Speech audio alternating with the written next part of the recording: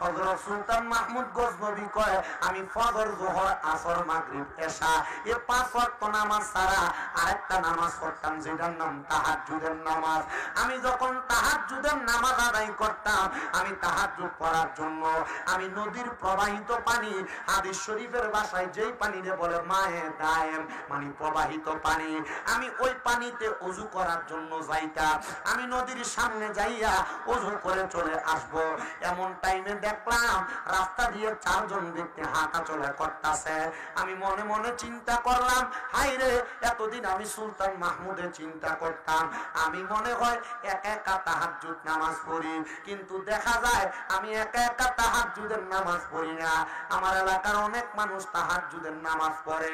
সুলতান মাহমুদ গজনবী কয়, দেখছনি 4 জন ব্যক্তি হাইটা যায়, কিন্তু ওই 4 জন ব্যক্তি হাইটা যায় আর কয় আজকে আমরা আসছি সুলতান মাহমুদ গজনবী বাদশার বাড়িতে চুরি করবার লাগিয়া। ওই দেখ নদীর পারে আরেকজনকে দেখা যায়, আমরা তো 4 জন চুরি করতে আসছি, আর এর কত বড় সাহস, একা একা আসছে চুরি করবার লাগিয়া। আপনারা কি আমার ওয়াজটা বুঝতেছেন? কি বুঝাই একটু একটু কষ্ট করে শোনেন। সুলতান মাহমুদ গজনবী গেছেন নামাজের ওযু করার জন্য। উনি 4 জনকে দেখা বলতেছে, দেখছো আমি এতদিন মনে করতাম আমি একা একা নামাজ পড়ি রাত্রবেলা, না দেখি আমার এলাকায় 4 জন লোক নামাজ পড়ে। আর এই 4 জন আসছে এই সুলতান মাহমুদ বাদশার বাড়িতে চুরি করার জন্য। এই 4 জন বলতেছে, দেখছো আমরা তো 4 জনে মিলে চুরি করতে আইছি, এর কত বড় সাহস এক আসছে চুরি করতে। তার মানে যে ব্যক্তি যেমন তার চিন্তাও, কথা বলুন, যে ব্যক্তি যেমন তার চিন্তাও এমন। চা দোকানে বসে দেখবেন এক জাত মানুষ এলাকার মানুষের সমালোচনা করে,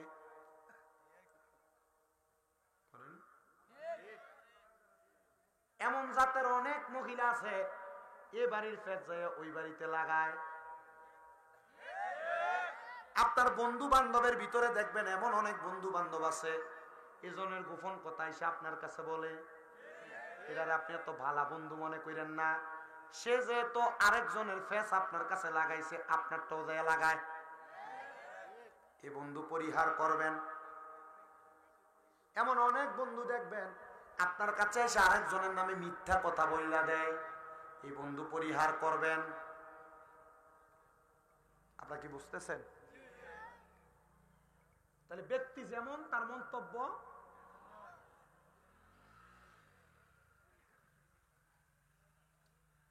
সুলতান মাহমুদ গজনবী আবার নদীর পার থেকে উঠছেন। সুলতান মাহমুদ গজনবী এ 4 জনকে দেখা জিজ্ঞাসা করে, তোমরা এখানে কেন আসছো? এই 4 জন জবাব দেয়, আপনার যে কাজ আমাদের সেই কাজ। আপনার যে কাজ, আপনারা 4 জন এনে দাঁড়ায় থাকলে মানুষ আপনারা দিকে চেয়ে থাকে।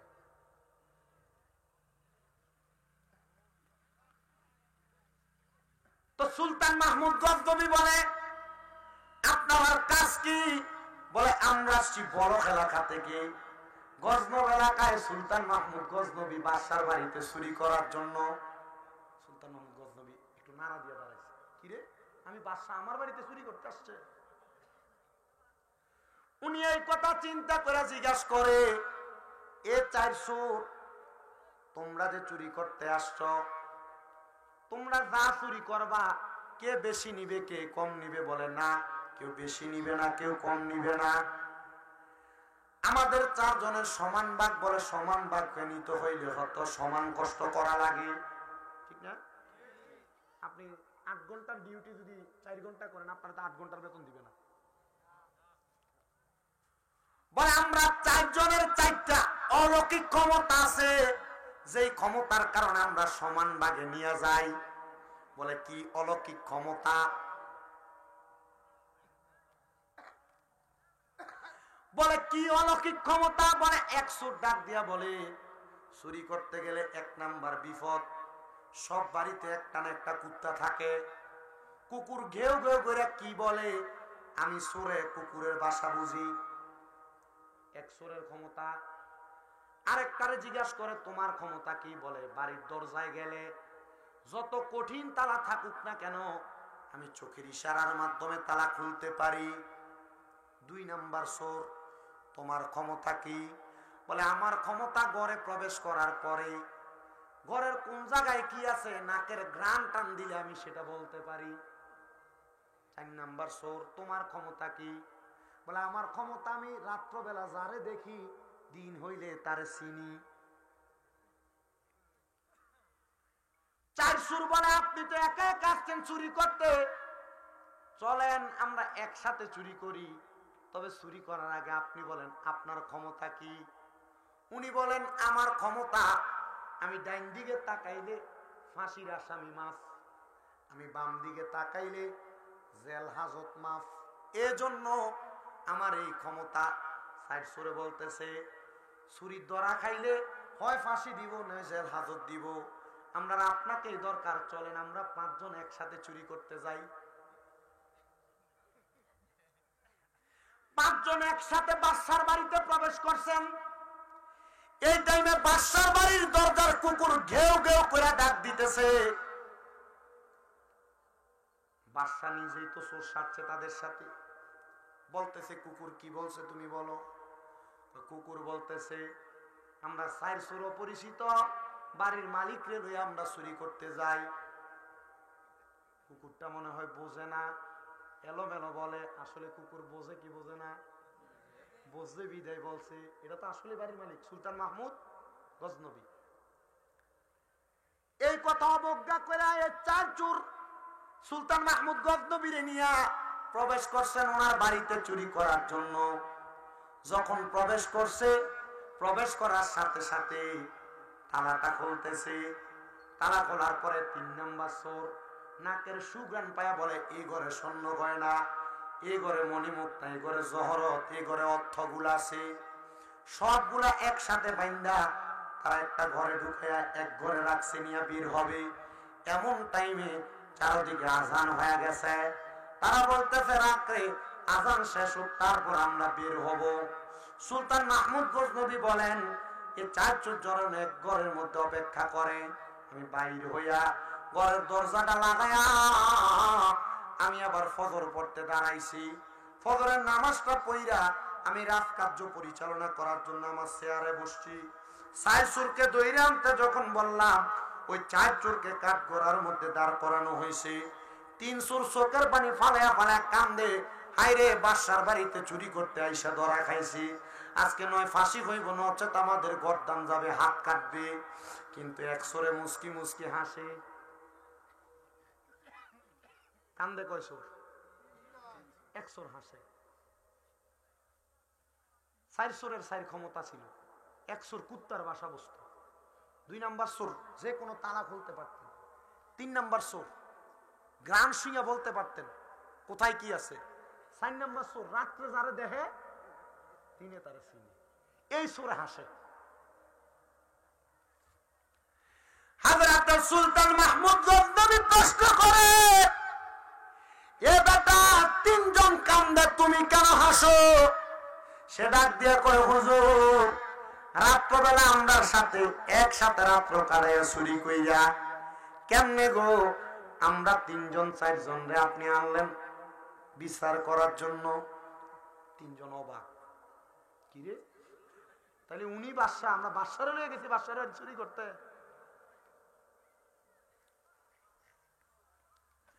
হযরত সুলতান মাহমুদ গজনবী ডাক দিয়ে কয়, এ বাবা কান্দিস না, তোমরা মনে হয় অভাবের কারণে চুরি করতে আসছো। ঠিক আছে, কালকে সারা রাত আমি তোমাদের সাথে থাকার কারণে, যেহেতু আমিও চোরের সঙ্গে ছিলাম, যা আমি রাজপ্রাসাদে বইসা ডাইনে তাকাইলাম তোদের ফাঁসি মাফ, বামে তাকাইলাম তোদের জেল হাজত মাফ। 4 জন চোরে বলেন আমরা 4 জন একসাথে আল্লাহর দরবারে একটা সেজদা দিছি। সেজদা দিয়া আমার আল্লাহরে বললাম, আল্লাহ একজন বাদশা দুনিয়ার বিচার কার্য পরিচালনা করে, দুনিয়ার রাজ্য চালায়, তার সাথে এক রাত্র সময় দেওয়ার কারণে এই বাদশা আমাদেরকে জেল হাজত থেকে, আমাদেরকে ফাঁসি থেকে মাপদান করছে। আমরা এতদিন বুঝি নাই। আমরা যদি বুঝতাম তুমি তো বাদশারও বাদশা, তুমি খোদারে ক্ষমতাময় খোদারে, আমরা সারা রাত্র যদি ডাকতাম চুরি করা লাগতো না, আমাদের সম্পদের পাহাড় হয়ে যাইতো। ওগো আল্লাহ, তুমি আমাদেরকে সম্পদ দিয়া ভরপুর করে দিতা। এবার আপনারা বলেন, দুনিয়ার বাদশার চাইতে আমার আল্লাহর বাদশাগির ক্ষমতা কম না বেশি? আপনি টের পাইছেন? একসাথে চুরি করে এক রাত্র একসাথে ছিল বিদায় বাদশা দয়া করে মাফ করে দিছে। সাইর সুর ওয়াদা করছে আর কোনোদিন চুরি করতাম না, কারণ বাদশার যদি এত দয়া হয়, বাদশার যিনি বাদশা ওই বাদশার কত দয়া।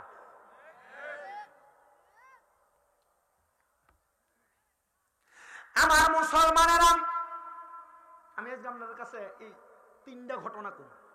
এই তিনটা ঘটনায় মানে চোর আর ডাকাইতের কথাই, এটা থেকে আপনি কিছু শিখবেন। রাজি আছেন না? আছেন তো রাজি? এই সুলতান মাহমুদ গজনবী ঠিক এক সপ্তাহ পরে এই চারজন ব্যক্তিরে উনি কি করছেন, ওনার বাড়ির কাজকর্মে লিপ্ত করছেন। ঠিক আছে, আমার বাড়িতেই কাজ করে। সুলতান মাহমুদ গজনবীকে 7 দিন পরে নামাজের সেজদা অবস্থায় উনি ঘুমায় গেছেন, ওনার স্বপ্ন দেখাইছে, সুলতান মাহমুদ তুমি কি করলা? 4 জন আল্লাহর ওলিরে তোমার বাড়ির কামের লোক বানায় রাখলা। স্বপ্ন দেখাইছে কয়জন? 4 জন আল্লাহর ওলিরে তোমার বাড়ির কাজের লোক বানায় রাখলা। সুলতান মাহমুদ গজনবী কই বুঝি নাই আল্লাহ, 4 জন ওলিকে আমি আমার বাড়ির কাজের লোক বানাইছি? বলে হ্যাঁ, তারা যেই দিন তোমার কাঠগড়ার ভিতরে তওবা করেছে আমি আল্লাহ তাদেরকে মাফ করে দিছি। আর এই 7 দিন তারা আমি আল্লাহর এমন ইবাদত করেছে, তারা এখন আমি আল্লাহর বান্দা নাই, তারা বান্দা থেকে আমি আল্লাহর বন্ধু হয়ে গেছে। সুলতান মাহমুদ তাদেরকে তুমি তোমার রাজকার্যের ভালো জায়গা নিয়ে যাও। সুলতান মাহমুদ গজনবী তাদেরকে ভালো সম্মানের জায়গা নিয়ে গেছে। জোরে কোন সুবহানাল্লাহ। আরেকটা কথা বলি বাবা, গাউসে পাক বড় পীর আব্দুল কাদের জিলানী রাদিয়াল্লাহু তাআলা আনহু নাম শুনছেন? শুনেন নাই? ক্ষমতা কম না বেশি? ওনার ব্যাপারে কাশেক লিখতেছে, ওলিদের ওলি যিনি গাউসুল আজম জিলানী, ওলিদের ওলি যিনি গাউসুল আজম জিলানী, বাগদাদে জন্ম কুতুবে রাব্বানী। বলেন বাগদাদে জন্ম কুতুবে রাব্বানী। হাইরে ওলিদের ওলি যিনি গাউসুল আজম জিলানী, ওলিদের ওলি যিনি গাউসুল আজম জিলানী, বাগদাদে জন্ম কুতুবে রাব্বানী। বলেন বাগদাদে জন্ম কুতুবে রাব্বানী। হাইরে বংশ তোমার হাসান হুসাইনি, তুমি হইলা মা ফাতেমার নয়নের মনি। বলেন বংশ তোমার হাসান হুসাইনি, তুমি হইলা মা ফাতেমার নয়নের মনি। দয়ার নজর দাও গো আমায় ও গো গাউসে সমদানি, দয়ার নজর দাও গো আমায় ও গো গাউসে সমদানি। বাগদাদে জন্ম কুতুবে রাব্বানী। হাইরে বাগদাদে জন্ম কুতুবে রাব্বানী। হাইরে তোমার কাঁধে নবীজির কদম, সব ওলিদের কাঁধে তুমি গাউসের কদম। বলেন তোমার কাঁধে নবীজির কদম, সব ওলিদের কাঁধে তুমি গাউসের কদম।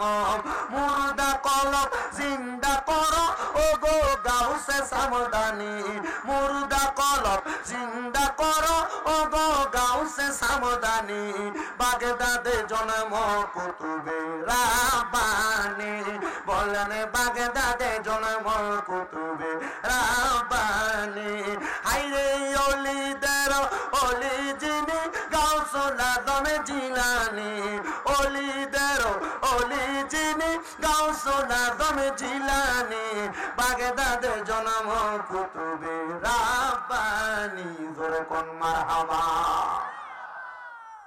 এ মুসলমানেরা ওই গাউসে পাকের দরবারে ওনার ঘরের মধ্যে সন্ধ্যাবেলা প্রবেশ করছেন চোর মানুষ চুরি করার জন্য। রাত্র গভীর গাউসে পাক আব্দুল কাদের জিলানী তাহাজ্জুদ নামাজ পড়বে, ওযু করতে বের হইছেন।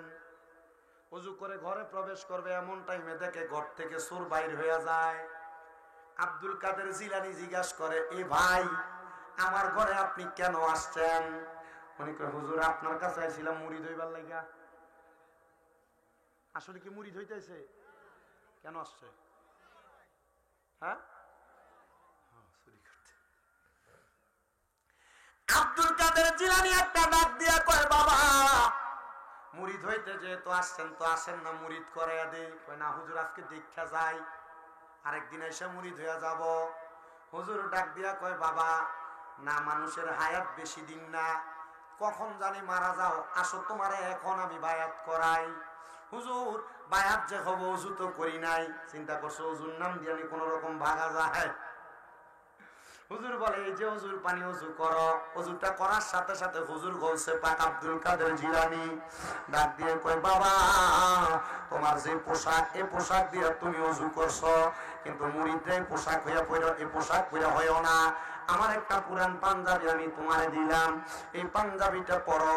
গৌসে পাক আব্দুল কাদের জিলানী ওনার একটা পাঞ্জাবি তারে পরাইছে, ওনার একটা পাগড়ি দিয়া কয়, বাবা পাগড়িটা মাথায় দাও, তারপরে তুমি আমার কাছে মুরিদ হও। পাঞ্জাবি আর পাগড়ি লাগায়া হুজুর গৌসে পাক আব্দুল কাদের জিলানীর কাছে বলতেছে, হুজুর আবার মুরিদ করায়া দেন, আমি তাড়াতাড়ি যাইতে হবে। হুজুর গৌসে পাক, কারণ চোর মানুষ, যত সময় নষ্ট হবে তার তো চুরি করার সময় তত কমব, কারণ চোরের সুযোগ হলে গোপনে গোপনে চুরি করা। কথা কয় না, ঠিক কিনা বাবা? এমন অনেক চোর সোনার বাংলাদেশে আছে, তারা গম চুরি করে, বুট চুরি করে, আছে না নাই? মানুষের চাল চুরি করে, এমন চোরও আছে না নাই? আবার বাংলাদেশে যে চোরের কথা আমি আমার খুতবার ভিতরে বলছি, মাহে রমজান মাস আসলে মানুষের ওজনের মধ্যে কমও দেয়। মাহে রমজান মাস আসলে তেল মজুদ কইরা, ডাইল মজুদ কইরা, চাল মজুদ কইরা, বাজারে মালের সংকট দিয়া মানুষ থেকে দাম বেশি নাই, এমন চোরও বাংলাদেশে আছে না নাই? আছে। এই রমজান মাস আসলে সোনার বাংলাদেশের সোনার ছেলেরা তখন মালকে মজুদ করে মালের দাম বাড়াইব। মিডল ইস্ট সহ সৌদি আরব বলেন, দুবাই বলেন, আবুধাবি বলেন, বিভিন্ন দেশের মাহে রমজান উপলক্ষে ব্যবসায়ীরা ব্যবসায় লাভ না কইরা মানুষকে ফ্রিতে মাল দেয়, ফ্রিতে অনেক ব্যবসায়ীরা দেয়। কারণ আমার বাংলাদেশিরা চিন্তা করে কি, রমজান মাসে বেশি লাভ করতে হবে। ঈদের সময় গাড়ি ভাড়া বাড়ায় দেয়, রমজান মাসে গাড়ি ভাড়া বাড়ায় দেয়। কি লেগে বাড়াইছ? বলে ঈদ না, বোনাস, আর বাপ দাদার সম্পদ। বোনাস কি মানুষ থেকে চাইয়া নেয় না, উজ্জা দেয়, নিচ থেকে দেয় না?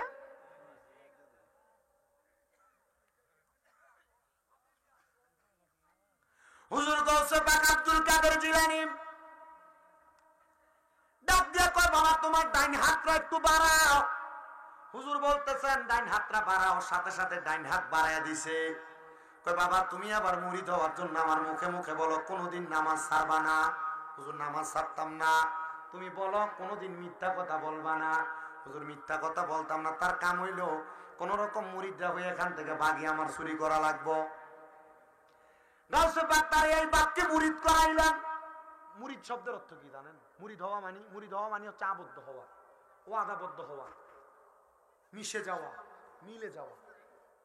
আমরা অনেকে আছেন বিভিন্ন জায়গার বায়াত আছেন, সাহেব কেবলার বায়াত আছে না অনেক এলাকায় আছেন না আপনারা? ওয়াদাবদ্ধ হয়েছেন, ওনারা ওনাদের জবান দ্বারা যা বলছে আপনি তা বলছেন, তা পালন করবেন, এটা বইলে ওয়াদা করছেন। উনি ওয়াদা করলেন, মুরিদ হইলেন। উনি কোনোদিন নামাজ ছাড়বে না এবং উনি কোনোদিন চুরিকে মিথ্যা কথা বলবে না। এই কথা বইলা গাউসে পাক আব্দুল কাদের জিলানী বলে, বাবা যাও এবার তুমি তোমার কাজে যাও। কথার ভিতরে হাকিকত আছে। আব্দুল কাদের জিলানী বলে তুমি তোমার কাজে যাও, তার মানে সে কেমন কাজে যাবে আব্দুল কাদের জিলানীও সেটা জানে, জানাইছে একজন তিনি আমার আল্লাহ। আউলিয়া কেরাম ওনাদের মুরিদের বিভিন্ন খবরাখবর রাখেন। কেমনে রাখেন জানেন? এটা রাখার মাধ্যম হলো তিনারা মুরাকাবা করেন। তিনারা যখন গভীর রজনীতে ইবাদত করেন, চক্ষু বন্ধ কইরা কইরা আল্লাহর বান্দারা, আল্লাহর বান্দাদের যারা মুরিদ আছেন, বায়াত আছেন, তাদের খবর তারা তাদের জায়গায় বৈশা বৈশা নেয়। জোরে বলেন মারহাবা।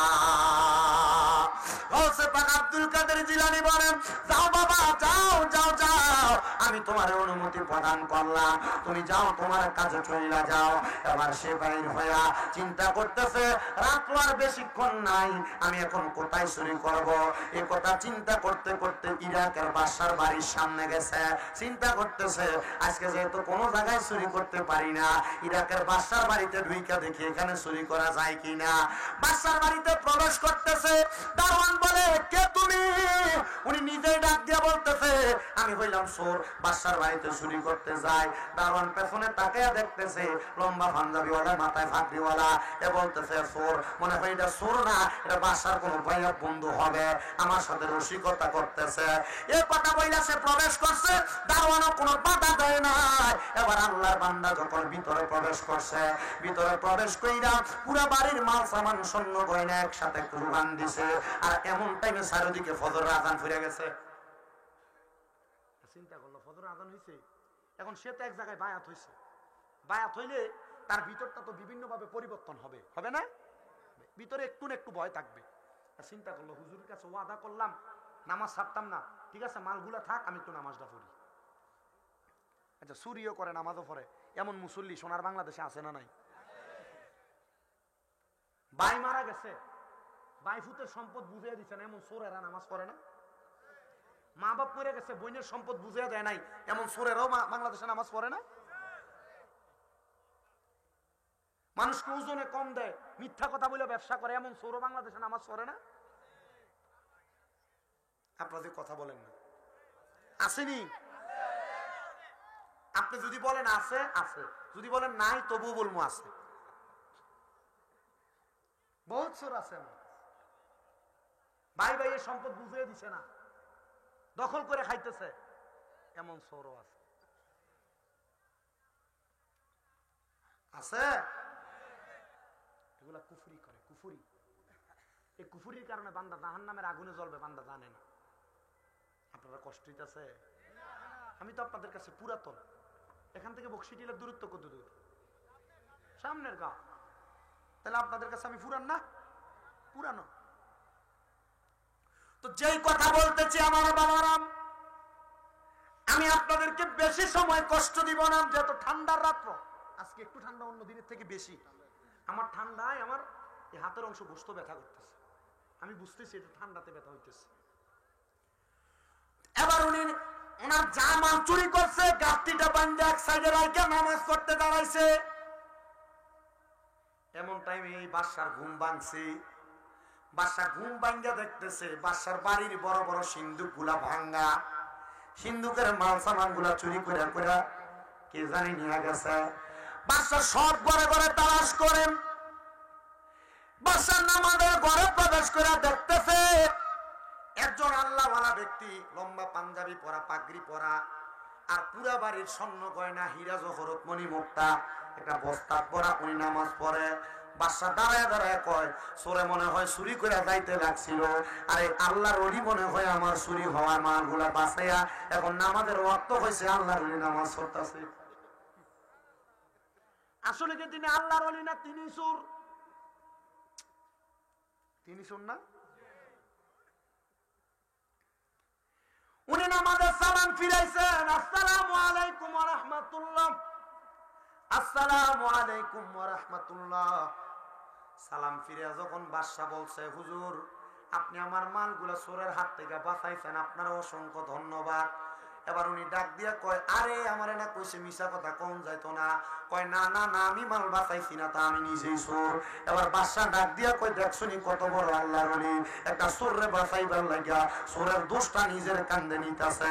বাদশা চোরের ফাউডির ভিতরে ধরা কয়, হুজুর যতক্ষণ না আপনি আপনার কাছে আমারে মুরিদ না করাইবেন, আমি আপনার কদম ছাড়ব না। কয় প্রথম গেলাম চুরি করতে, হইলাম মুরিদ, এখন এই বাচ্চার ভাই তাইলাম চুরি করতে এরে মুরিদ করাইতে। আপনার কি কষ্ট হইতেছে? আপনারা বললে আমি শেষ করে দেব।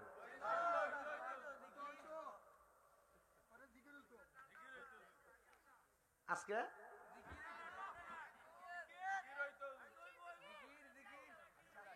আমি একটা কষ্ট পাইছি, আমি এখানে স্টেজে ওঠার আগে বড় কষ্ট পাইছি।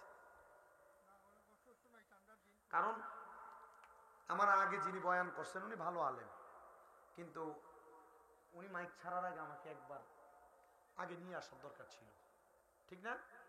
কারণ একজন বক্তা নাইমা চলে গেছে, স্টেজ একবারে খালি, মানুষ ওঠা বসা করছে। আমার কাছে এটা খুব খারাপ লাগছে। এটা একটা ওয়াজের সৌন্দর্য না। যদি আমি না আসতাম, আইসা পৌঁছাইতাম, তাইলে আরেকটা হইতো। আমি ঘরেই চলে আসছি আজকে প্রায় 7:58 বাজে আমি ঘরে ঢুকছি। 7:58, মানে 8টার আগে আমি চলে আসছি আজকে। আমি চাইলে আর একটা মাহফিল করতে পারতাম না, কইয়া আমি এখানে আসতে পারতাম, যেহেতু 10টায় মাইক। আমি চাইলে 9:30 থেকে মাইক ছেড়ে আধা ঘন্টাতে এখানে আসতে পারতাম। আমার কাছে ডেট চাইছিল, আমি দেই নাই।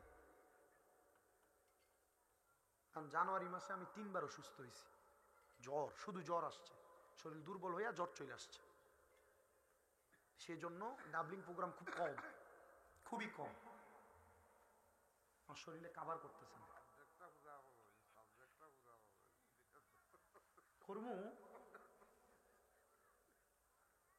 আমি কিন্তু আজকে ডাইনে বামে কথা বলতেছি না, টানা ওয়াজ করতেছি, ঠিক না? অন্যদিন ডাইনে বামে বা ওইদিকে আসলে ডাইনে বামে কথা বলতাম আজকে, কারণ আমার কোনটি আমি মানে আবহাওয়ার অবস্থা দেখে আমি আপনাদেরকে কষ্ট বেশি দিব না, শর্টকাট বিদায় দিব, তবে হক আদায় করে বিদায় দিব। রাজি আছেন তো ইনশাআল্লাহ?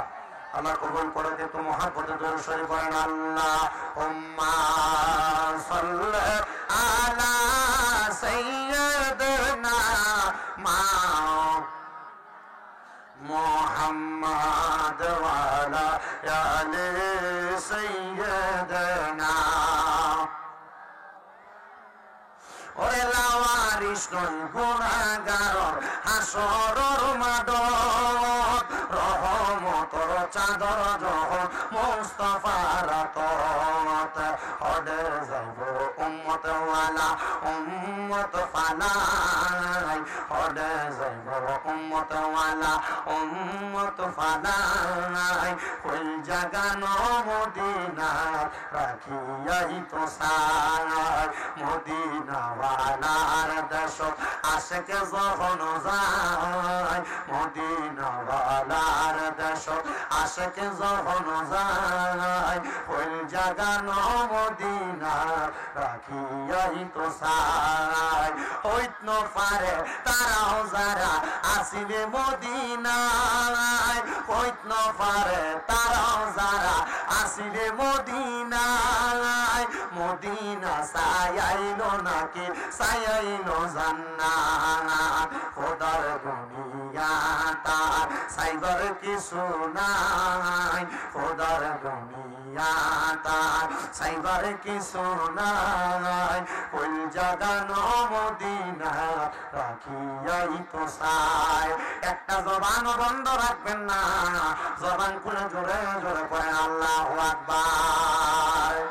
ওই চূড়ার ভিতরে যখন আব্দুল কাদের জিলানীর নেক নজর লাগছে, চুরি করতে গেছে ইরাকের বাদশার বাড়িতে। বাদশা কয়ে কেমন আল্লাহর ওলি সাক্ষাৎ পাইলাম গো। উনি একটা চোরকে বাঁচানোর জন্য চোরের দায়টা উনি ওনার কাঁধে নিয়ে নিছে। হুজুর,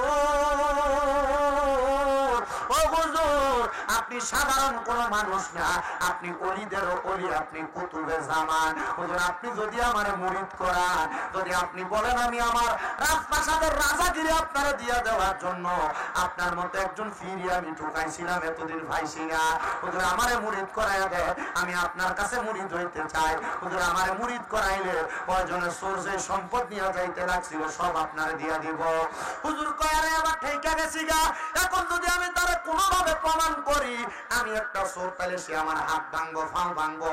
স্বীকার করা যাওয়া যাইতো না, স্বীকার করলে মাইর, ঠিক না? স্বীকার করলে মারবে।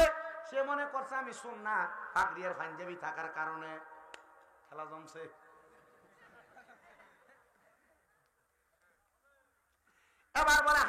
দেন। মুরিদ যেহেতু হইবেন হাত দেন। আমি মুরিদ কিভাবে করাই? ওই যে হুজুরে এর আগে মুরিদ করে দিছে। হাত দাও, তোমার ডাইন হাত। হাত দিতে বলো, তুমি বলো কোনোদিন নামাজ ছাড়বে না, বলে ছাড়তাম না। কোনোদিন মিছা কইতা না, বলে কইতাম না। হুজুর যখন এই কথা বলছেন, কই দেখছনি কত বালা হিসাব, নামাজের কত কয় মিছা কথা না কইতে কয়, এটার মতো ফির হইতে পারে না। আসলে কি ফির না, এটা সোর।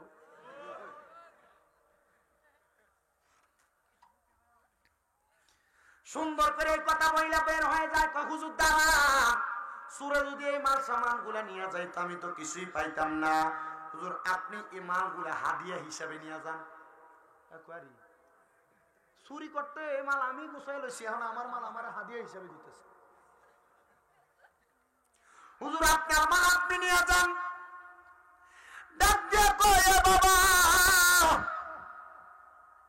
দে মালগুড়া, দে মালগুড়া নিয়া রাজপ্রাসাদ থেকে বাইর হইয়া অন্য কোথাও যায় না, হাঁটতে হাঁটতে চলে গেছে নিজের বাড়িতে। নিজের বাড়ি থেকে দরজা বন্ধ দেখা চলে গেছে আব্দুল কাদের জিলানির কাছে। আব্দুল কাদের জিলানি কয় চুরি কেমন করলা, মুরিদ কেমন করাইলা? হুজুর আপনি জানলেন কেমনে? কয় যারা হক্কানি পীর তারা তাদের মুরিদের খবর রাখে। আর বহুত ফিরে শুধু কয় দেও দেও, এটা শুধু ফিরো, এটা মুরিদের খবর রাখে না। কথা বল না না, হক্কানি পীরের কাছে মুরিদের খবর আছে না নাই?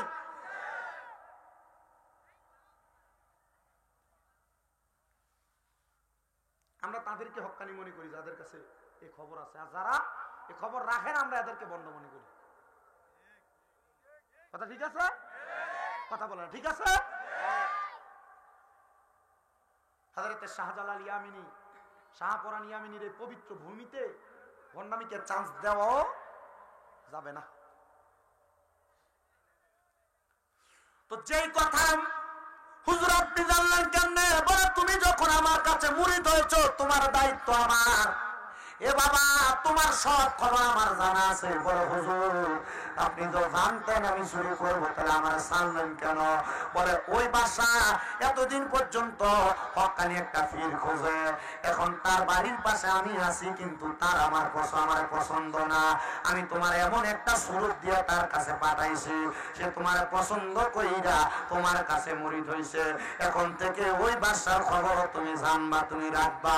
ওই হুজুর এমন কোন আমল আমার কাছে নাই, এমন কোন আখলাক আমার কাছে নাই। ওরে কি বায়ালাম আছে আমার, কি বাগে আনা আছে নবী গো, কোন ভাবে প্রশংসা করব জানা নাহি আছে। নবীজির প্রশংসার কথা ঘোষণা কোরআনে, নবীজির সম্মান দিয়েছে স্বয়ং আল্লাহ পাকে। কি বায়ালাম আছে আমার, কি বাগিয়ানা আছে নবী গো, কোন ভাবে প্রশংসা করব জানা নাহি আছে। নবীজির প্রশংসার কথা ঘোষণা কোরআনে, ওই নবীকে ভালোবাসো জীবন মরণে। আল্লাহুম্মা সাল্লি আলা সাইয়্যিদিনা মাওলানা মুহাম্মাদ ওয়া আলা আলি সাইয়্যিদিনা। এ দুনিয়ার মুসলমান, এ নবীর উম্মতের দল, এ আল্লাহর বান্দারা শুনো রে, আল্লাহর একজন পয়গম্বর জিনার নাম মুসা আলাইহিস সালাতু ওয়াস সালাম। পবিত্র কোরআনুল কারীমে যে নবীর নাম অনেকবার আসছে, ওই মুসা পয়গম্বরের নাম আমরা কিন্তু কম শুনি নাই।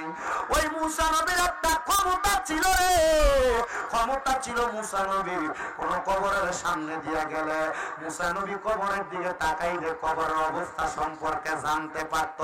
আপনারা বলেন আল্লাহর নবীদেরকে এই ক্ষমতা দিছে কে?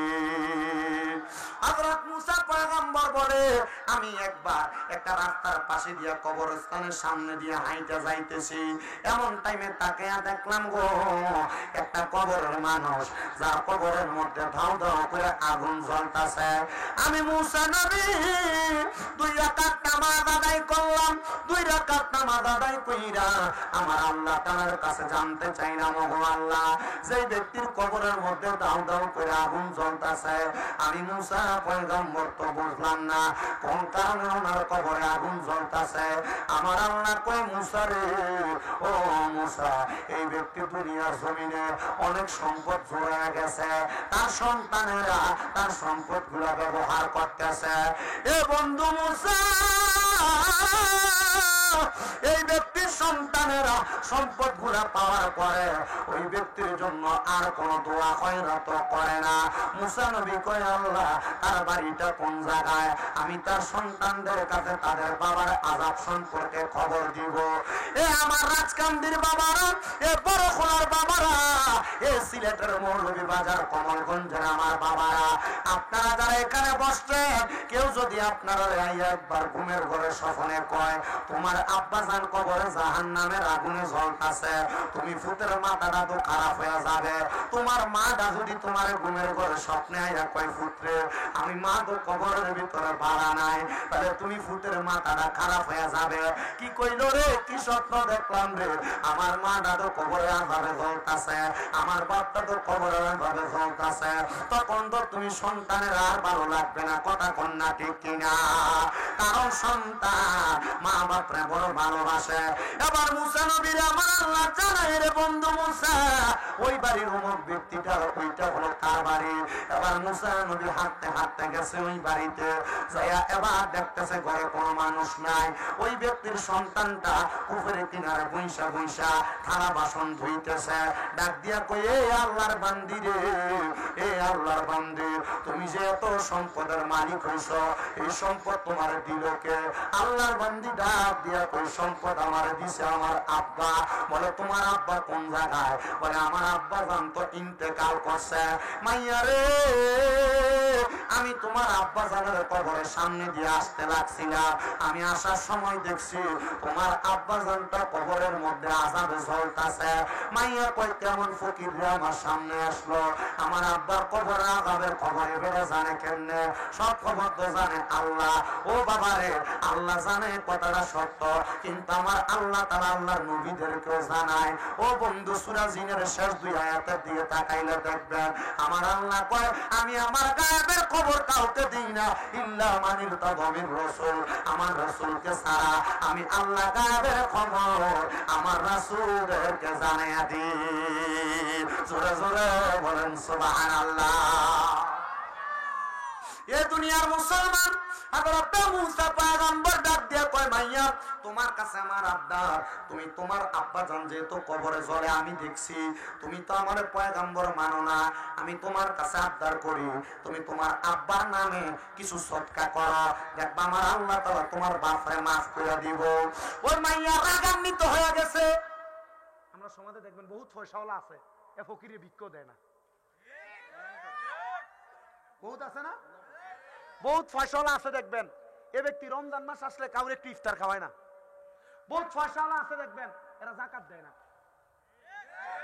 বাংলাদেশে যে পরিমাণ সম্পদওয়ালা আছে, এরা যদি নির্দিষ্ট পরিমাণ যাকাত দিত, আল্লাহর কসম, আল্লাহর কসম, আল্লাহর কসম করে বলি, বাংলাদেশে 2 বছরে যাকাত দিলে আর গরিব থাকতো না। কিন্তু সম্পদওয়ালারা এদের যাকাত দেয় না।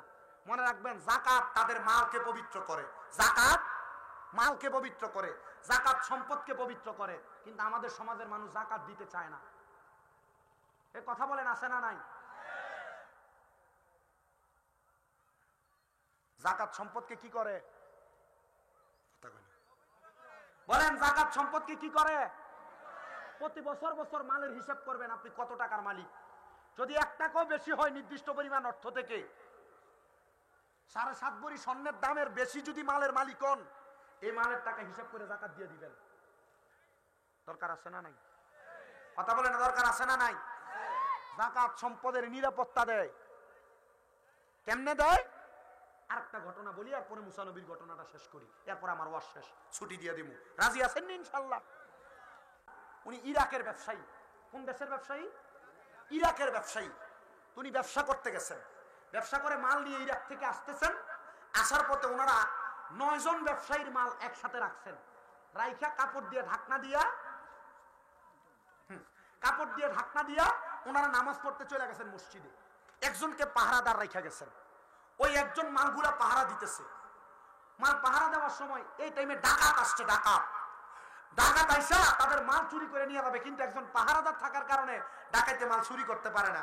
তখন সে চুরি না করতে পারে, ডাকাতে কি করছে, পুরাগুলা মালের ভিতরে আগুন ধরাই দিছে। মালে কি করছে? আগুন ধরাই দিছে।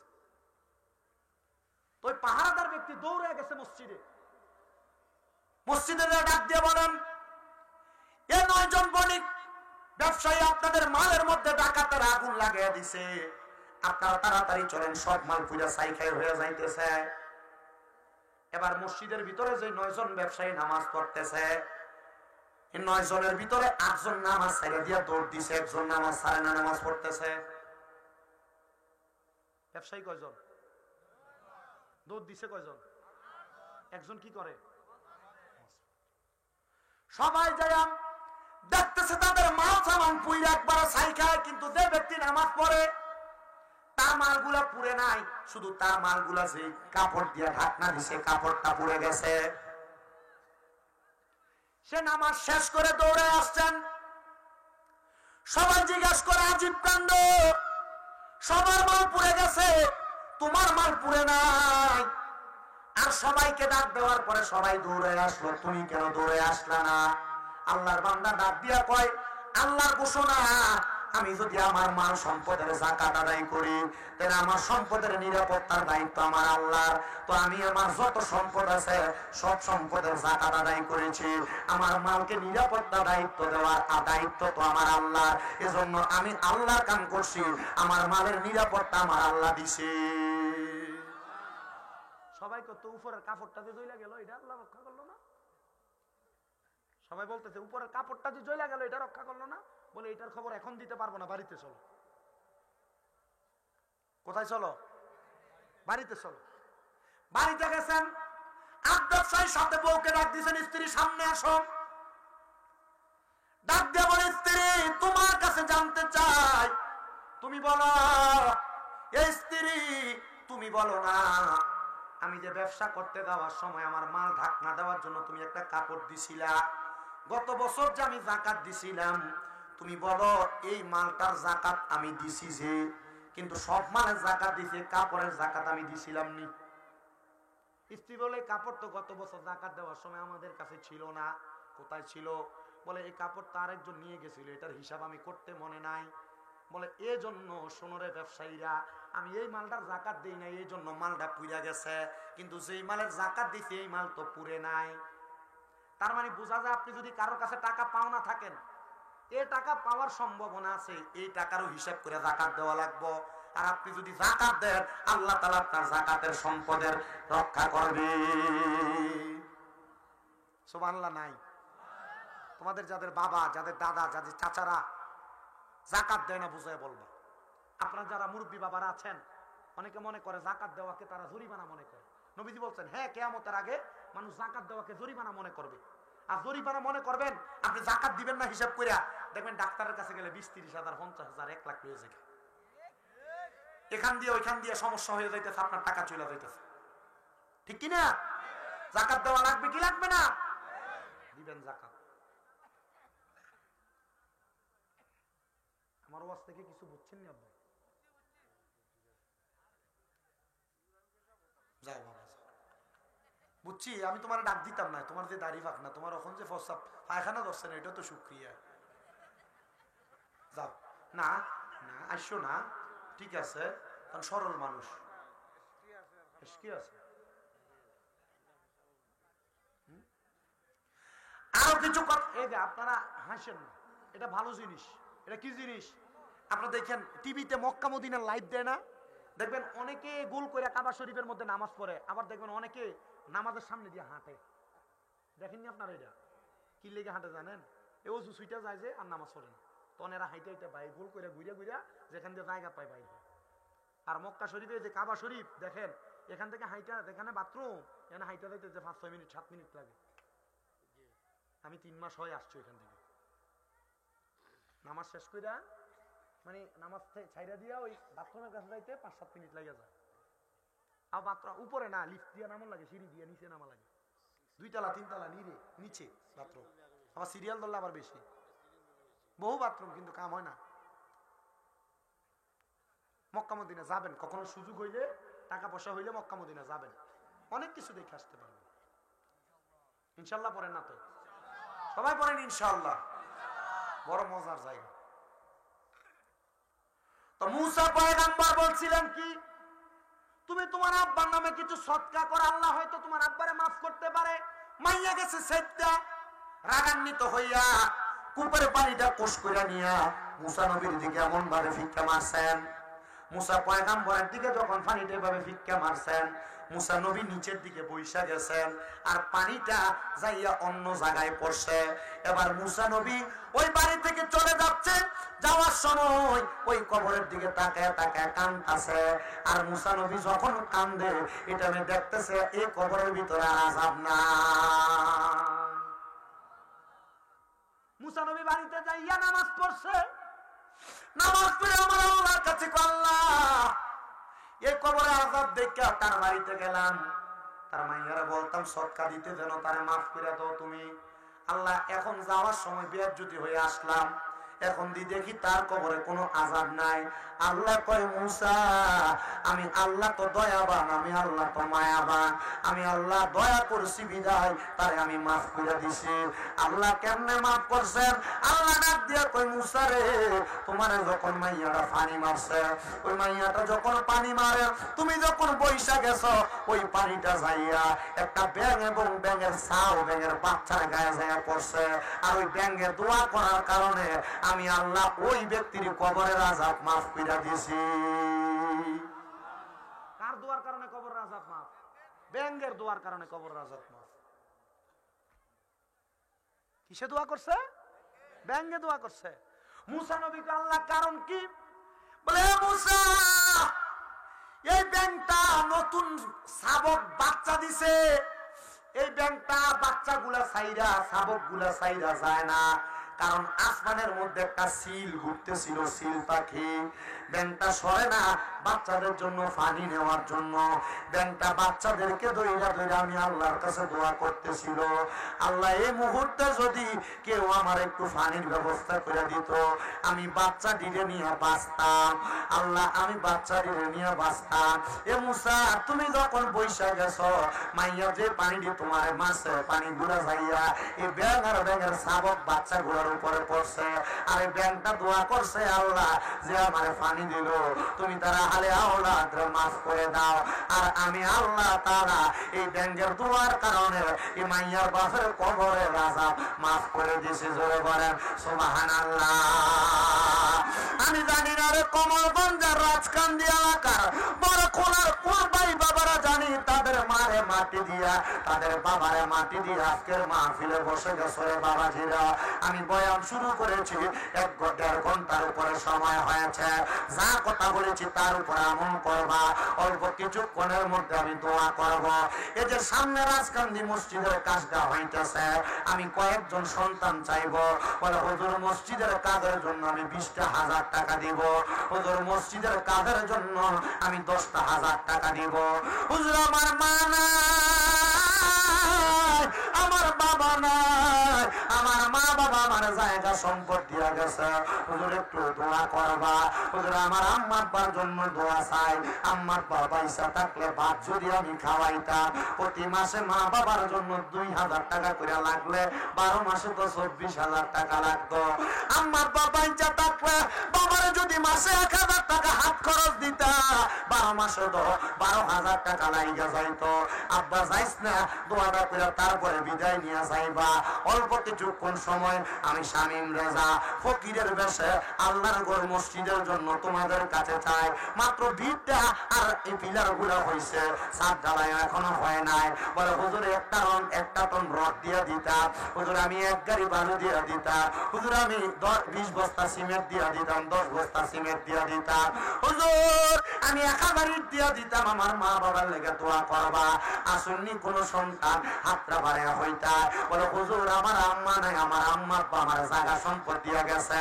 তোমার আম্মা আব্বা তোমার যেই বাড়ি দিয়ে গেছে, তোমার আম্মা আব্বা তোমার যেই ক্ষেত পাথরে বন্ধ জায়গা দিয়ে গেছে, যদি ওই জায়গা সম্পদে তুমি ভাড়া থাকতা, মাসে যদি তুমি 5000 টাকা করে ভাড়া দিতা, তাহলে তুমি তো 12 মাসে 60,000 টাকা ভাড়া দেওয়া রাখতো। ও সন্তান তোমার মা কবরে, তোমার বাবা কবরে, তোমার কাছে ভাড়াও চায় না, খানাও চায় না। হুজুর আমি মা বাপরে ভালোবাসি, আমি 20,000 টাকা আমার মা বাবার জন্য দোয়া চায়া মসজিদের জন্য দিতাম, 10,000 টাকা দিতাম। 1 নাম্বার আসুননি কোন সন্তান। 1 নাম্বার এই সানরাইজ ভিজুয়াল, আপনি আপনার লাইভটার সামনে আসেন, এলাকার বহুত ছেলেরা হয়তো লাইভে দেখে, ওনারা দান করবে। 20,000 টাকা দিবে মসজিদের জন্য, বেশি হয়ে যায় নাকি? আপনার নাম কি তা না? হ্যাঁ, হান্নান মিয়া। আল্লাহ তো মারহাবা। ইয়া হান্নান ইয়া মান্নান সাইয়্যিদে আনতা মাওলা কেবলা কাবা মুর্শিদে। আল্লাহ কবুল করো, মঞ্জুর করো তোমার বান্দা হান্নান মিয়া 5 বস্তা সিমেন্ট আল্লাহ তোমার ঘরের জন্য করে যায় জমা। আল্লাহ হান্নান মিয়ার জীবনের গুনাহ করে দিও ক্ষমা, বংশের কবর আযাব করে দিও ক্ষমা। আসন্নি কোন ধন্য মায়ের ধন্য সন্তান 10,000 টাকা দিবা, বলে হুজুর আমি এখন 10,000 টাকা, পারলে নগদ দিবা, না পারলে 2 মাস পরে দিবা, না পারলে 5 মাস পরে দিবা, না পারলে 1 বছর পরে দিবা, অসুবিধা নাই। বলে হুজুর আমি 10,000 টাকা দিতাম, আমার মার লেগে দোয়া করবা, আমার আব্বার লেগে দোয়া করবা। ও সন্তান আসুনি, বলে হুজুর আমি 10,000 টাকা দিতাম, আসেনি 10,000 দেওয়ার মতো, 10,000 না পারলে হুজুর আমি 5,000 টাকা দিলাইমো, আমার আম্মা আব্বার লেগে দোয়া করুন।